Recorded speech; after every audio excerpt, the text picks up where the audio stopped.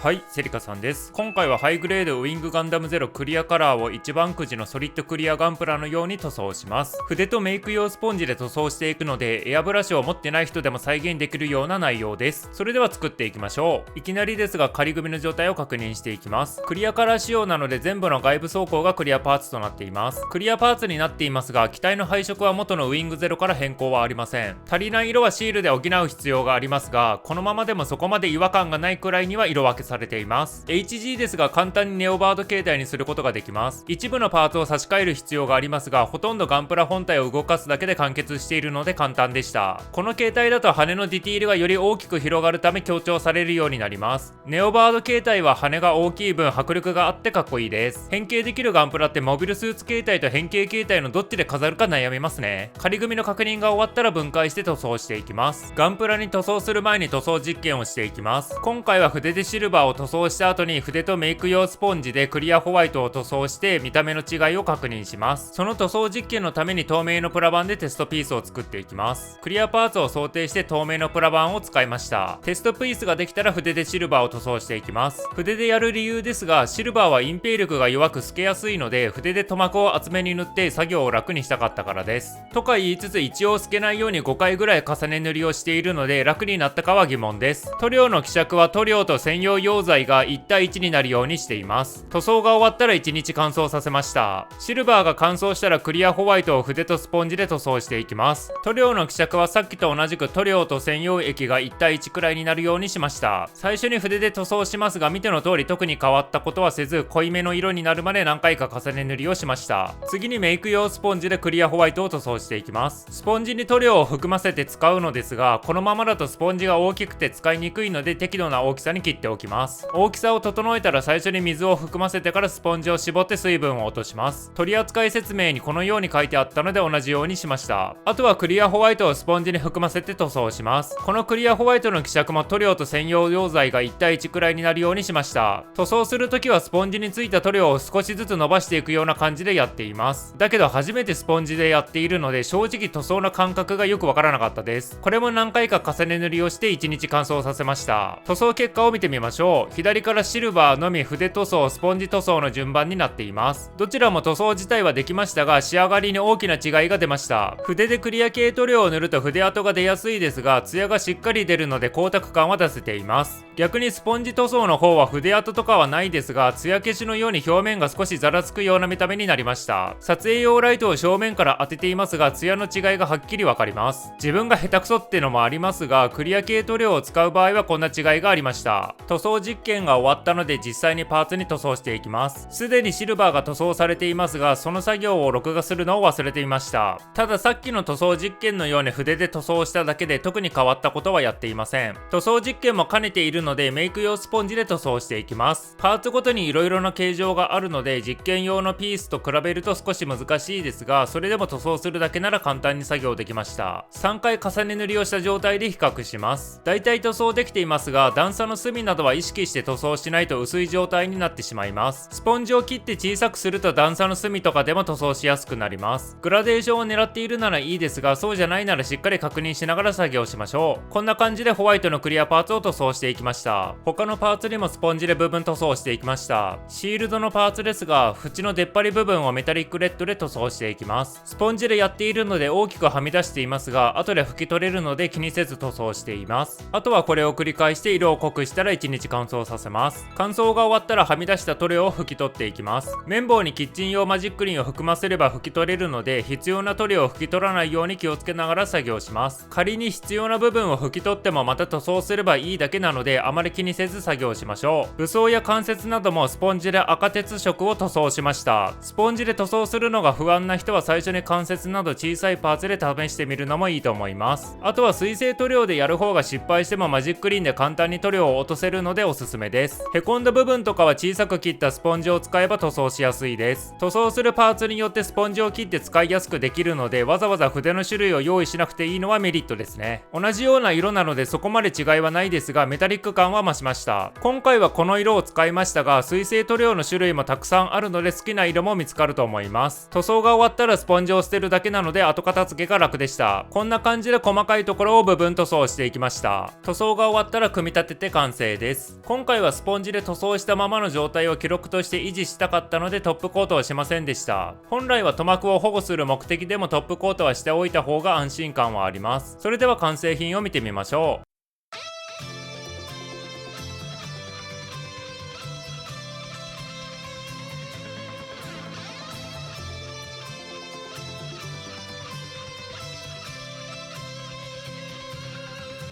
今回はソリッドクリアっぽくするついでにスポンジ塗装を試してみました。筆でクリア系塗料を塗装すると筆跡が出やすいためスポンジで塗装してみましたが筆跡なくできました。ただスポンジで塗装する感覚が少し難しいのでそれに慣れる必要はあります。自分もまだ慣れていないので塗装が甘い部分も出てしまいました。慣れていけばそういった部分もなくなっていくと思うので筆とスポンジを目的によって使い分けていくのが良さそうです。今回の塗装でソリッドクリアってこんな見た目っていうのがなんとなく分かりました。一番くじは値段が高いので全然やってなかったのですが2000円以内ぐらいでこれが手に入るならありだと思いました。でも自分の場合はくじ運が悪いので1万円使っても当たる気がしないです。ソシャゲのガチャで爆死して以来くじとか全然やらなくなりました。ネオバード形態にするとパーツ内部のディティールが見えなくなるのは少し寂しい感じがしました。羽だけ塗装しないでよかったかもしれませんね。全体がクリアカラー仕様のガンプラなら気になるパーツだけ塗装すればいいので面倒でなければ自分好みのガンプラに仕上げられます。ここら辺は一番くじのソリッドクリアとは違う点ですね。ここまで見てくれてありがとうございました。このチャンネルではクリアカラーガンプラをメインにいろいろな実験をしながら動画を投稿しています。チャンネル登録前に他の動画も見ていただけるとプラモ作りの幅が広がります。それでは次の動画でまたお会いしましょう。